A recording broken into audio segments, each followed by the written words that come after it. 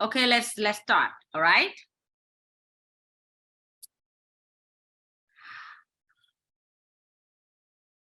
All right. Thank you, Mr. David Devin. Sorry. Divine. Devine, sorry. It's been a while, you see? Okay, let's start again, okay? This is serious. Good. Okay. Get my name right. Yeah. So thanks so much, Mr. David Devine, the former ambassador of Canada to Vietnam a couple of years ago when you left Vietnam, and you the one who's been so active about business and trade development, promotion in Vietnam, and then even you left Vietnam, but we are still in a lot of your consulting work you're doing with including in going back supporting Vietnam for a lot of a trade promotion activity, which is including a lot of capacity building, and exactly the reason why we would like to an opportunity to invite you to our program calling the best learning organization in Vietnam. And the reason why is we talk about learning organization in Vietnam because exactly the same that what you're doing with your capacity building program for developing country like Vietnam. We need to learn more. We've been learning for years as you was in Vietnam, and now we're continuing learning. And like somebody say that we have to really have a lifelong learning, but particular for Vietnam, I think we should learn with purpose. We should learn to know where we supposed to go, and we know how to measure the way the result of where we're learning, so we know how we learn where to really invest in learning and exactly how we get from learning. That's why the learning organization concept came in to us, and we particularly would like to look into the business perspective. Certainly. So, well, first of all, yeah. I'm sorry. Okay. Yeah. So I would like to share with you some of our works, but before that, we would love to listen to you after why since you left Vietnam. Maybe you would like to talk about yourself back then and now, and share with us some of your exciting activity in work related to Vietnam or not, but let us some updated about you. Well, thank you very much, Hai. And again, thank you very much for having me today. It's a great pleasure to be able to join you. I spent 3 years in Vietnam, and it was one of my certainly most memorable postings. I have still take a lot of pride in my connections with Vietnam, and still work with the embassy here, the Vietnamese embassy, very frequently. I was just there about a few weeks ago, and it's talking to the ambassador about different aspects of Canada-Vietnam relations. It's kind of go back and look at, Canada's place and why Canada was as successful, relative terms, successful in its trade element. And one of it is obviously it's a coincidence of nature. We happen to be on the northern border of the United States, and like 90% of our population is within 100 miles of the border. So it's been very natural, over hundreds of years for us to be able to trade with what is now the world's largest economy. So it is a good fortune of nature that we are there, enabled us to be able to do that. But more than that, the government here has recognized that and has focused a lot on putting in place mechanisms, trade policy mechanisms, agreements such as the NAFTA, the previous NAFTA, and the subsequent agreements with the United States on that, the CPTPP, the WTO, we're members of APEC. We're working with ASEAN. We try to be able to, as a government policy, to be able to expand our trade capability, because we realize just how important it is. It's a huge amount our GDP. So we're a trading nation, and we have to be able to do that. So that's kind of the second element of that. But more than that, Canada is quite open to immigrants. Over the next 3 years, we will take in 500,000 immigrants from around the world, not only in conflict areas from Ukraine or Afghanistan, but from all over the world. People that have technical competence that come to Canada and will become part of the fabric of Canada. It is very welcoming. I think there's a support. I saw some polls there last week indicating that about 80% of Canadians are very positive about the concept of immigration to help build our nation. Yes. And so it is that diversity is our strength as well too. And that, you see around the world, there's a lot of issues, either in Europe or in the United States, of issues related to immigration. In Canada, it's not so much. The public support the concept of immigration because we realize the capacity, the strength that it gives our country. And that is a very, very important element. But the most important element of it, beyond those 3 or 4 different other aspects of it, is education. Yes. And the importance of education. Canada leads the OECD in the population between 24 and 65, the highest number of university degrees as a proportion of our population, because we recognize the importance of that. And it's the Canadian education system is the top 3 or 4 in the world. It has across Canada there are 10,000. Imagine that 10,000 different educational programs that people can take to be able to expand their abilities. So there's also a recognition that has lifted, areas of Canada that have been traditionally quite disadvantaged. That education is a way for those areas to be able to pick themselves up and to be able to expand their economy. It's an amazing, and the same thing is true in Vietnam. I'm totally amazed the ability of Vietnam over the last 10, 15 years to be able to do what it's done from the point of view of lifting entire populations out of poverty. And a lot of the way it's done is through education. There is an understanding. When I was in Vietnam, the thing that would amaze me was that the parents of students, they would take 2 jobs, even 3 jobs. They would save it and they would send their kids to college because they recognize that is one of the major, if not the most important component to a successful life for their children.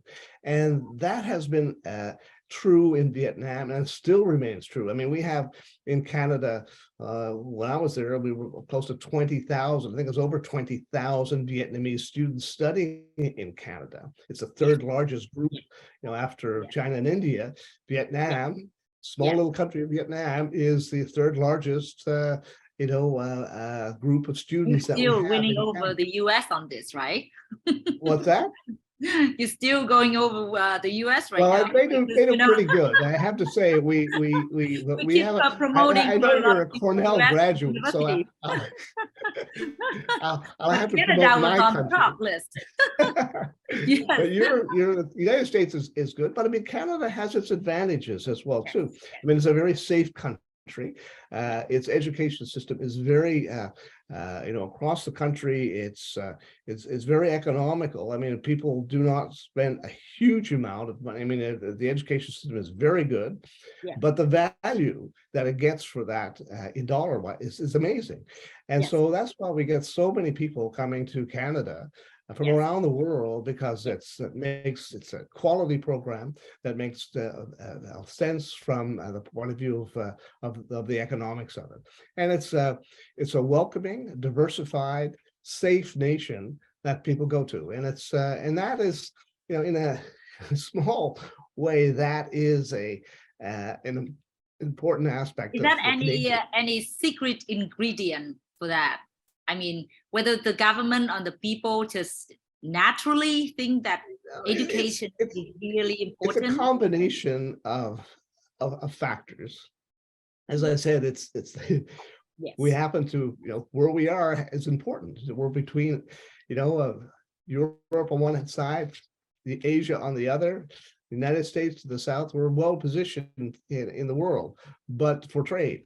But we have spent a lot of time with our policies, developing very good immigration policies, very good educational policies, and we promote education, international education, but particularly with our universities quite actively. So it's an important component. And when I was ambassador in Vietnam, I spent a lot of time going to universities, to high schools in Vietnam to talk about the advantages of going to Canada for studies, and we were able to kind of build up over that period of time, and subsequent to that too, there's been some amazing numbers coming out of Vietnam for studies in school, and the numbers keep on going, is going up. Yes, right. That's true. Yeah, and so except for COVID. Well, COVID was an anomaly that hopefully we'll have to be able to learn to deal with, but it's given the we're getting into a post-COVID environment now, so hopefully we'll be able to get back to where we were in that. I was the other thing very much honored to last time to told to speak the speech speaking with the they call him the father of Angry Birds. He's from Canada. And he's interesting. We all only know about him about Angry Bird guy, and he came to Vietnam, and he's the one who promoted education for Canada. I mean, very amazing. I mean, he stopped that Angry Birds game, and now he doing. Well, let me ask you this question: what outside of Angry Bird? What have Canadians? They're an innovative country. But what is it that we've invented? As a matter of fact, while the credit for the first telephone call is the United States, the actual phone by Alexander Graham Bell was invented in Canada. Wow. The light bulb was invented in Canada. You have insulin. Light bulb. Yes, that's what I remember. Yes. So there's so many different elements. We have to talk about this. We got to talk about this all day long. But I realized to get you into this one, because we talk about education and exactly where to start with the Canada and such as hero and a great and sometimes amazing example role for Vietnam to catch up. I mean, it's take a while, but we getting progressive. What I am doing is not just working with education and many people like me working with education institution and see whether or not the student and this manpower is ready for the labor market. And that's what big things that we talking during many economic trade agreements before and now. But what we working on is really the twilight, or this is a transition from what we did before and now, where people start to realize that labor and manpower in such important role in economic development. And then what we're seeing, not only the education that students have, now we're looking at what the labor market truly have over the past years. And we see this is the big gap, even though it's getting smaller and smaller, but it's still such a big gap, because the mindset of learning from school and go to the real job in one company, one particular factory, one particular hospitals, and even they work in the school themselves. A lot of people is going to realize that so much is they have to learn more beside the school. And we work with so many companies, seeing that huge skill gap and experience. And then we also see not just low skill people, we see up to the management level. There's so many, a lot of knowledge. Turns out that when they learn from school, it's not going to be applied, and they're not seeing that how they truly need to use that in school, and that's how we see in many ways. No, yes, I agree. progress And there. But it's still the big gap. Is that you have that, you see that when you was in Vietnam, and how is that Canada ever see that kind of gap, and how you go through it? I did, and you know, particularly in the kind of the middle management range, you know, you'll have the top CEOs, and generally, you know, the cream, they kind of rise to the top, and they have kind of an intuitive sense about how to be able to develop a business. But the business isn't just the CEO. A business ranges all throughout and so you have to have the right level of expertise and training at all levels. And where I found that Vietnam was particularly in need of training was particularly at the middle management level, interpreting kind of the direction from the CEO and the CFO and the C-level group to the employees below, and how to manage that properly and appropriately, because that can make the difference between a successful and an unsuccessful business overnight.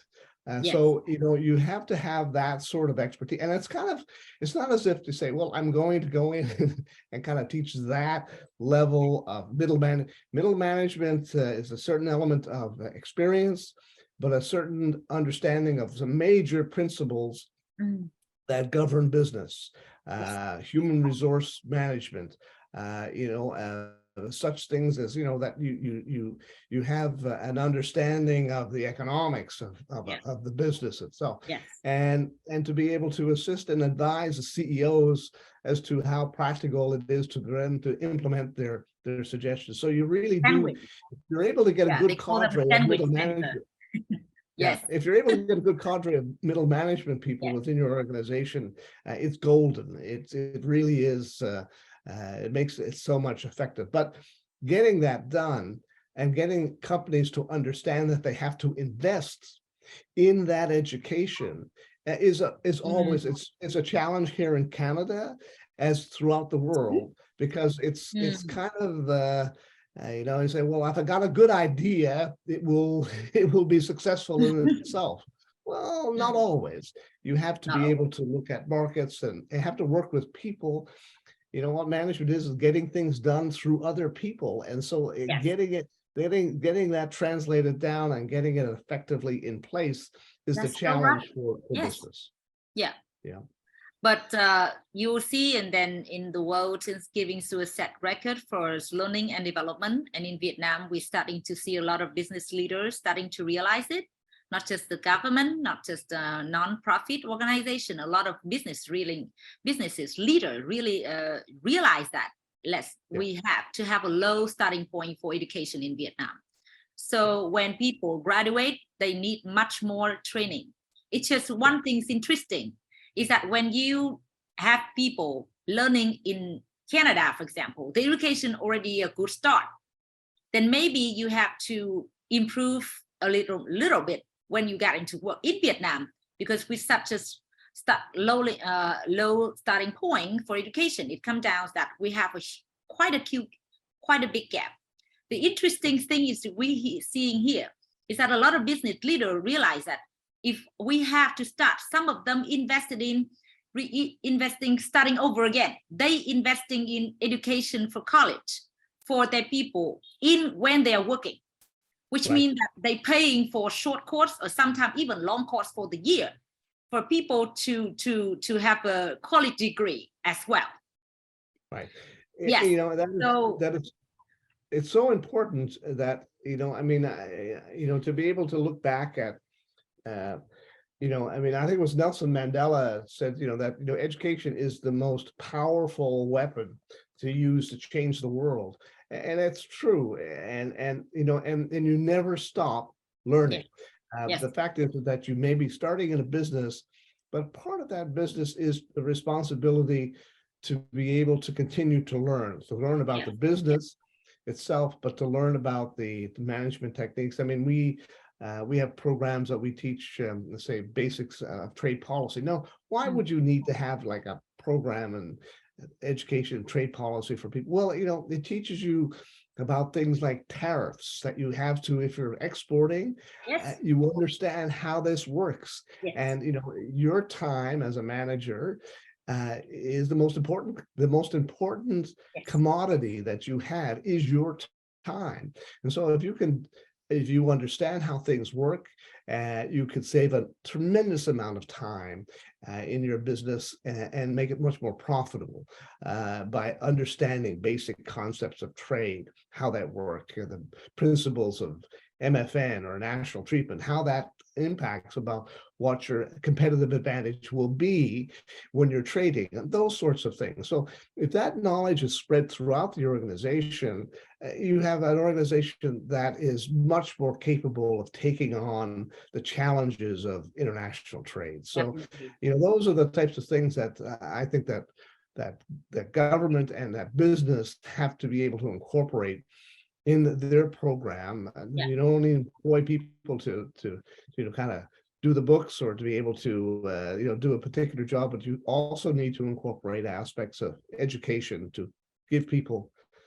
So based on that point, I ability. think it's very important, and like you pointed out, and that truly for governments, different government, including Canada government, U.S. government, European Union, everywhere we're seeing helping the government of Vietnam and the government of Vietnam ourselves, investing in education for business, Yes. trade, Yes. economy. This point, I would like to bring you into this interesting finding that we're having, that in Vietnam, when we work with hundreds of companies, we realize that they are, not unlike just a matter of context. The different perspective. We want a fast result of training. Not in the beginning, they want shortcut. Is that any kind of education that go overnight or 4 day or 10 day? We could be able to have an amazing CEO and manager and worker, for example. So the truth is this happening with so many companies, and we came out with some solution. We're going to show you shortly, but that is the way we putting in our training and capacity with picture, with infographic, with things that make this faster and easier for people to read and understand, rather than reading lengthy and thousand text in books. Yes. So right now, I would like to show you a little bit what we're doing, and maybe you would put in your comment in what we're doing, and maybe you gonna give us some advice about that. Sure. Happy Okay. to. Oh, sorry, Mạnh ơi, em phải bật cái ấy lên, em phải em phải cho chị quyền share cái màn hình. I need to set the screen.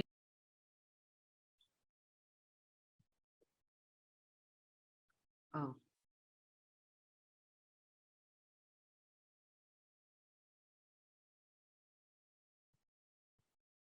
So, David, can you see it?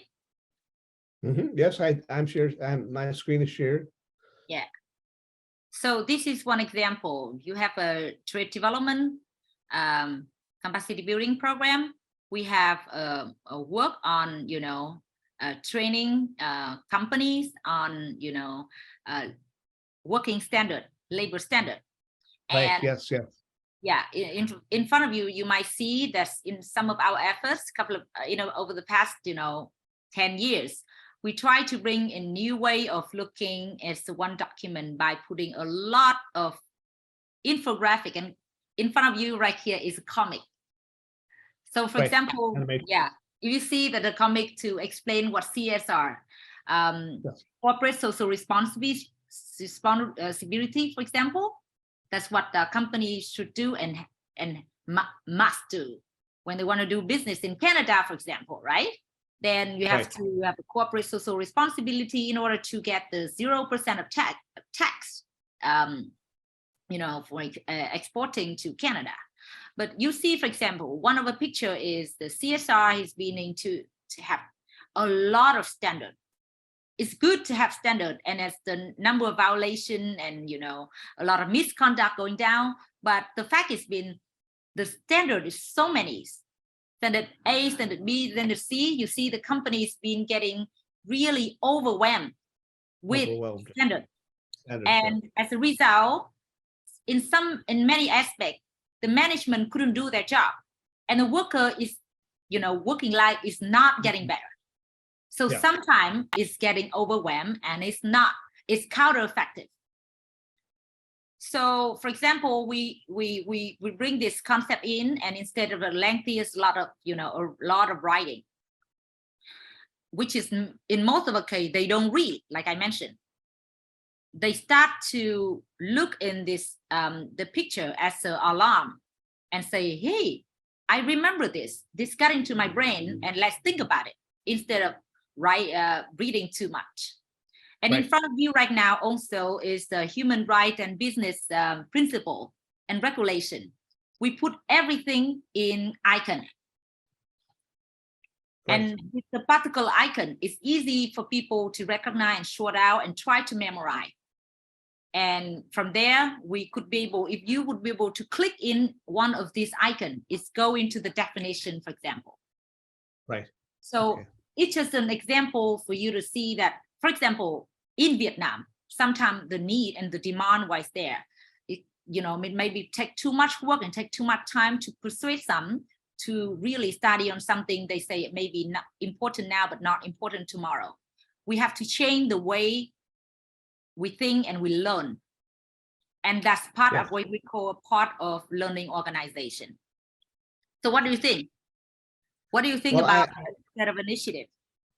I think this is wonderful. I mean, I really do appreciate the fact that, when we were developing our courses, we tried to be able to, I brought in an animator, I brought in a videographer, I brought in, a graphic designer, and a computer user experience person to be able to go through that and to be able to simplify and to be able to make clear as easily as you can. And because you're correct, there are some people that they read and that's all they do.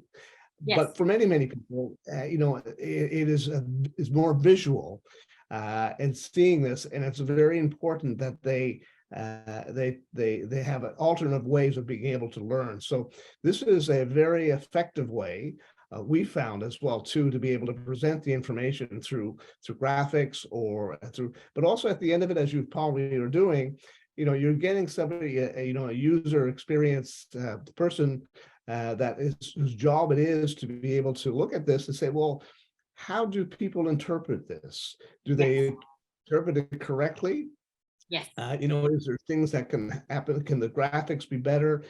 Can the colors be different?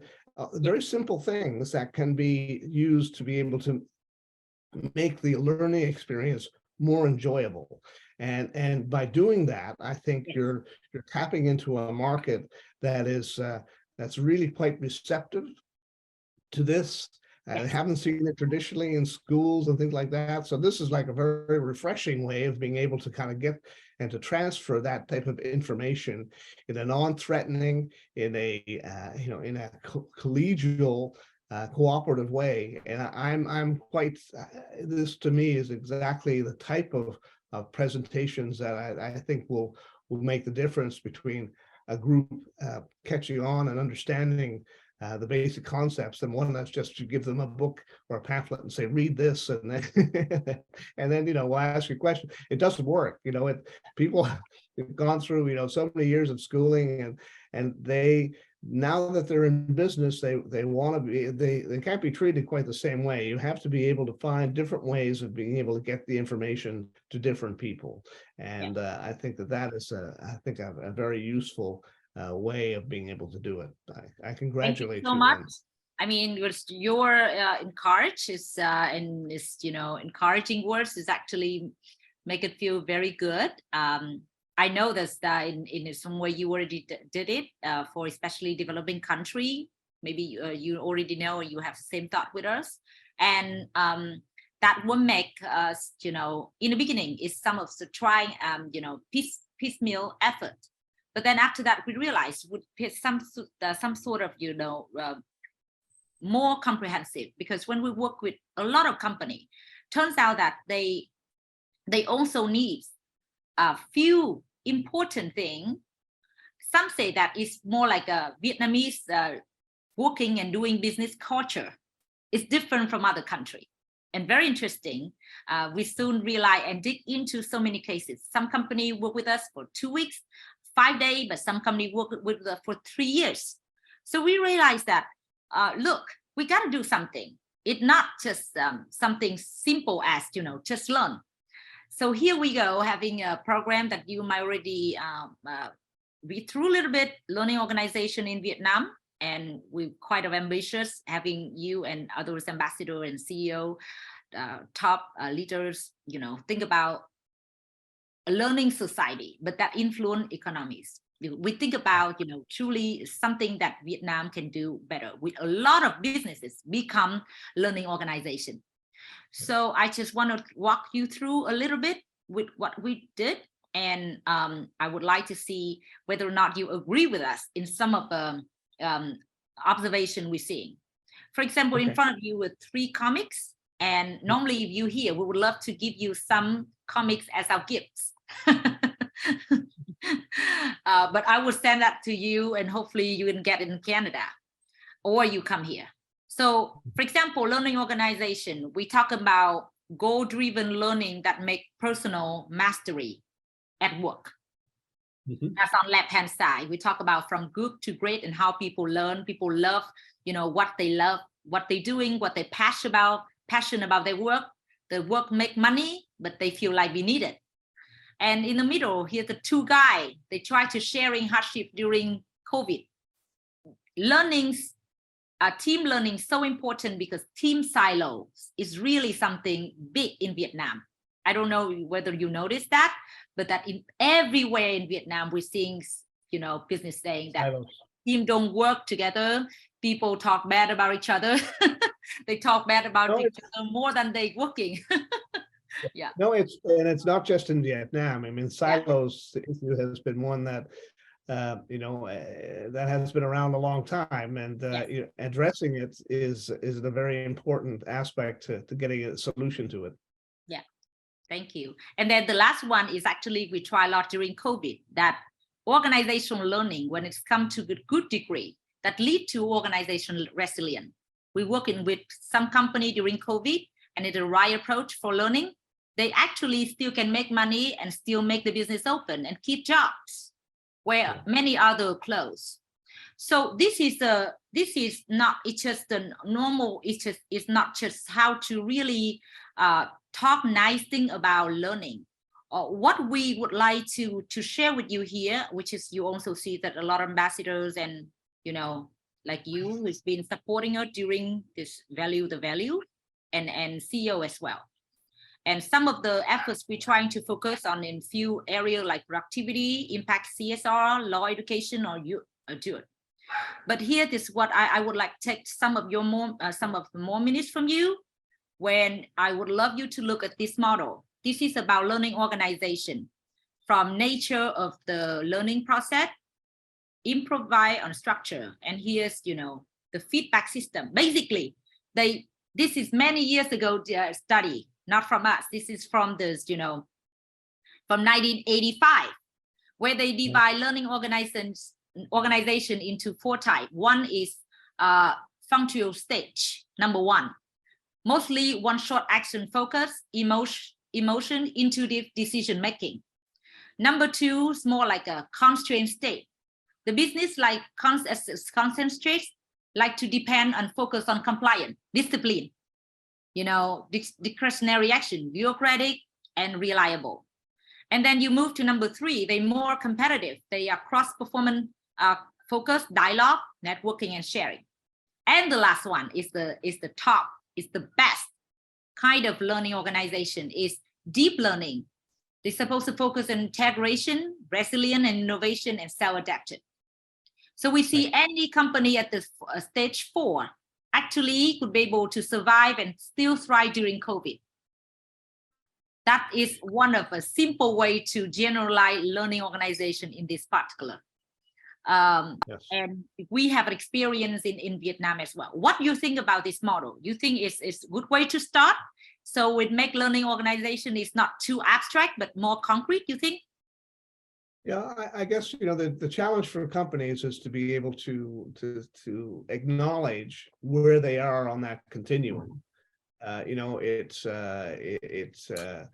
and you have to be able to discuss with the company, Yes. it's to what extent it is structured or improvised, or to what extent is there a feedback element to that, Yes. truly. So there's a challenge there to be able to get the company to be able to recognize what level that they are, Yes. and to be able to what is the incentive Yes. for them to be able to get to the fourth level, the deep learning stage. What will be the payoff for them Yes. to be Yes. able to invest all that time and effort in doing that? That is, I think, something that has got to be made clear to those companies. Yes. The benefits of going to stage 4 and what the investment they will have to put into that in order to reach that. And that's the challenge in that. But I mean, it's a basic, the principle of the element of that is of kind of a certain element of structure. But I notice that while it's structured, it's for the deep learning stage, it's also self-adapted. So, there's areas of flexibility within that structure that you have to be able to incorporate in order for this, a structured environment can be very constraining. 21 hours. Sorry, it's one from my computer. A structured environment. You just make a wonderful point, and I'm so grateful that you got right in the point that I've been struggling sharing with some others, but you just nail it. You just nail it with as I'm very happy listening to that. Well, if I think that's a challenge for you in talking to your companies, is to be able to. So, you have to do a value proposition for them. You have to focus on that and say, look, this is where you are now. Yes. If you want to go to here, this is what the results will be, because you have to give them an incentive to be able to invest the time and effort and money in doing that with their employees. And without that recognition of an incentive, they'll say, well, yes, exactly. What's the point? And so you have to make the point very clear to them that this is the payoff. This is what you can expect to get if you focus that time. So that is essentially, I think, the challenge that you have on that element. I'm so happy that you point that out, because you can see right away what truly is, going through, and exactly that's how the model itself, if you just simply introduce that to people talking about learning organization, exactly the same question and same concern people brought up, just like you mentioned. Yes. And it's very clear, especially with business, like you said, they're very practical. They want to make sure every penny worth it. And as when talking about investment, even timing for people to go to work. So in front of you is part of what we've been doing over the past years to answer the question is whether or not we could be able to make one company realize that where they need to go and how to get there. By doing that, they will see this is the payoff, this investment that they want to see. They can nail this, they can find out exactly where they want to go, and they will invest in how to get by learning. For example, this is what we've been doing, and maybe later on, but not today, but some other time, we would love to discuss it. But this in front of you is a big hotel. During COVID, they've been struggling a lot of closing or opening, because definitely no guests, no international guests, no Vietnamese guests at all. So we take during the time, they using all head of department of that hotel working with us, and every single one of them have to come to the agreement and discussion and learning what is the biggest hotel's goal. Opening and then keep the values up with branding there. Of course, there is a cost, but closing it as well as a cost. But when we do it in the right way, as we call it, one page for change, OPC, every single plan and report and proposal got into one page, like you see on the screen. People got to come to the discussion and agreement in a so fast, in a very effective way that normally take them months. So only 3 weeks, they make a decision to keep open the hotel. And during COVID, in the peak time where domestic travels allow, thousands of visitors, Vietnamese visitors, came to the hotel where anyone else, everything's closed. Right. Yeah. Very, very. But doing that, I'm so impressed by the insight of the hotel to be able to go that route. To make that investment, to be able to find out what is possible. And you absolutely nailed it from the point of view of making sure that they knew by going through this process that there will be an advantage to them in the end. Yeah. And they will be able to measure how to get to the goal and how much they invest. And that then they realize how much learning actually helped them, make a decision and make the right one in a very good way. So just one example, we've been working with many more to spread out the learning organization effort. But again, it's much more important that we have to hear from you, not just the former ambassador to Canada to Vietnam before, who know Vietnam, who love Vietnamese people, but also when you are in Canada, you would, support us in the way of, bringing business and manpower development mindset. So I just want to keep it like this much of a work here. I mean, it's important to have you to share with us some of the insight. I think it's already a great start, and I'm very happy for today. I just want this in other times we continue to have your advice. We would love to build the program of 100 best learning organization in Vietnam. And it could be education institution in the hospitals or hotels or manufacturers, even in a bank, for example. Interestingly, we have some cases like that. So if we have an opportunity, we'll be able to work with you to get more of your advice, and then we get even some Canada company, a Canadian company, that would be a great example for learning organization. Maybe you would keep in mind and share with us, and we would love to continue with this conversation. How about that?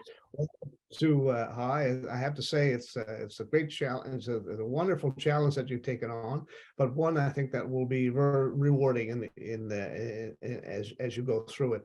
I'll be very happy to be able to assist where I can, and of course, Vietnam is.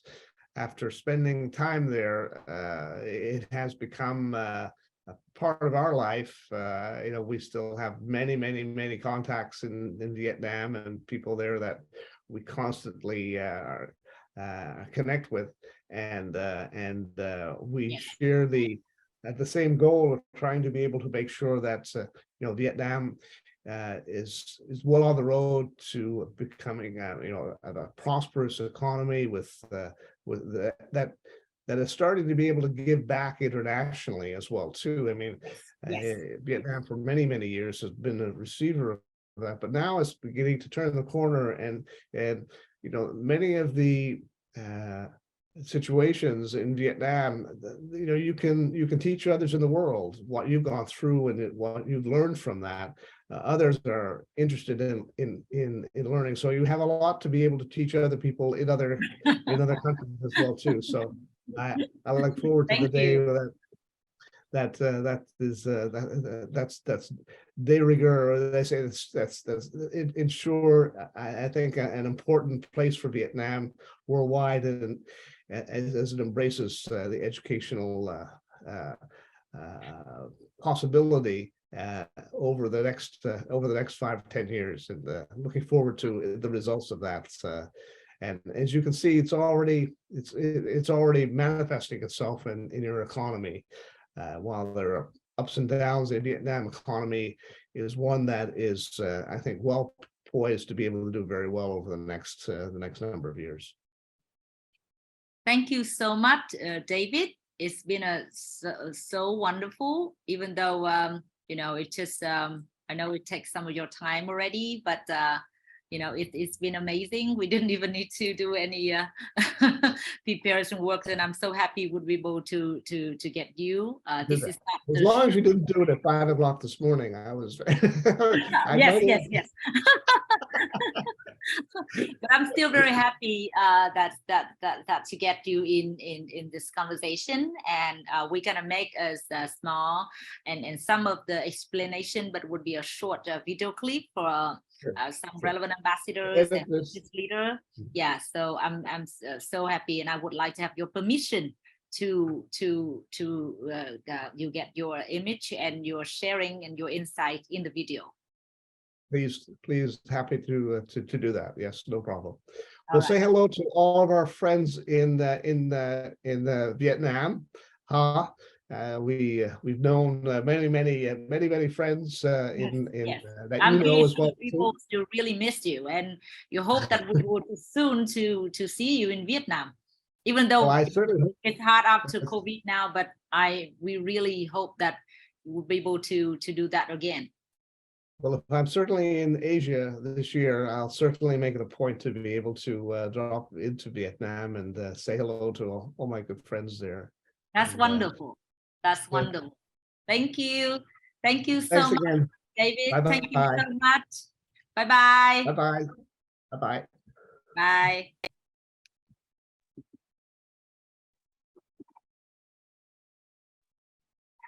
Okay.